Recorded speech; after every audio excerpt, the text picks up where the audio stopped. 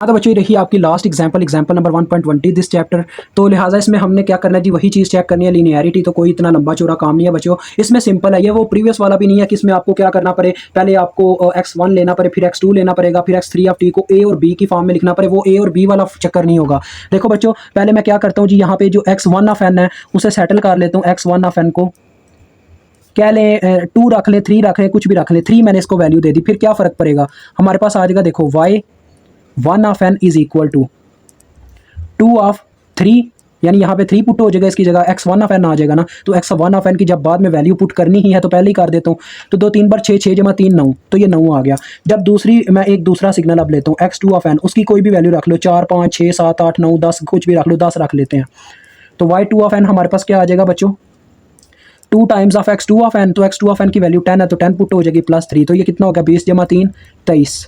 अब आपने बच्चों क्या करना है जी, अब आपने y3 ऑफ n की जो इनपुट आपको पता है हम लेते होते थे इस फॉर्म में, जनरल फॉर्म हमारे पास ये होती थी a into x1 of t plus b into x2 of t। ये t के मामले में यानी कि कॉन्टिन्यूस के मामले में इस तरह से होता था। लेकिन जब डिस्क्रीट सिग्नल की बात आ जाती है, एक डिस्क्रीट सिग्नल है, तो उसके मामले में पता क्या होता है, उसके मामले में डायरेक्ट ही ये बराबर होते हैं। इस तरह से देखो x3 ऑफ n हमारे पास जो होगा वो बराबर होगा x1 ऑफ n और x2 ऑफ n के साम के। ठीक है बच्चों,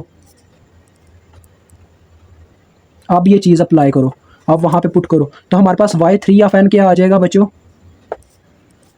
2 times of x3 of n plus 3। ठीक है, तो देखें बच्चों को, देखते हैं क्या बनता है ये। हम इसको y3 ऑफ n हल करते हैं, 2 इंटू आ जाएगा पहले तो x1 वाले का। ठीक है, तो x1 वाले का हमारे पास क्या आया था, तो देखो बच्चों इसमें जब हम ये चीज़ें पुट करते हैं, यानी कि इस तरह से मैं इसको लिख देता हूँ इसके अंदर x1 of n plus x2 of n। ठीक है, तो देखते हैं क्या आंसर मिलता है इनका, प्लस 3।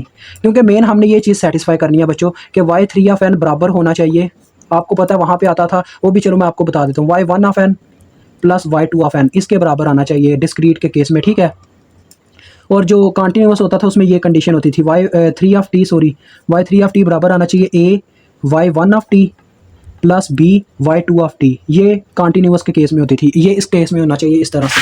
तो देखो बच्चों y3 ऑफ t निकलता क्या हमारे पास, y3 ऑफ n तो ये आ जाएगा 2 इंटू देखो x1 ऑफ n आपने कितना रखा था 3, जमा x2 ऑफ n आपने कितना रखा था 10 जमा 3, तो 13 2 बार 26, 26 जमा 3 ये तो 29 आ रहा है। और देखो उन दोनों को जमा करें तो कितना बनता है 29, एक तरफ 29 और दूसरी तरफ क्या आ जाएगा, देखो y1 ऑफ n आया था 9 और y2 ऑफ n आया था 23, 23 जमा 9 कितना होता है, ये बनता है 32, यानी 29 इज नॉट इक्वल टू 32। तो ये नॉन लीनियर आपके पास स्टूडेंट्स, ठीक है, ये आपके पास नॉन लीनियर है। मुझे उम्मीद आपको समझ आ गई होगी। यहाँ पे हमारा इस चैप्टर का दी एंड होता है। तो अल्लाह हाफिज़, अस्सलाम वालेकुम।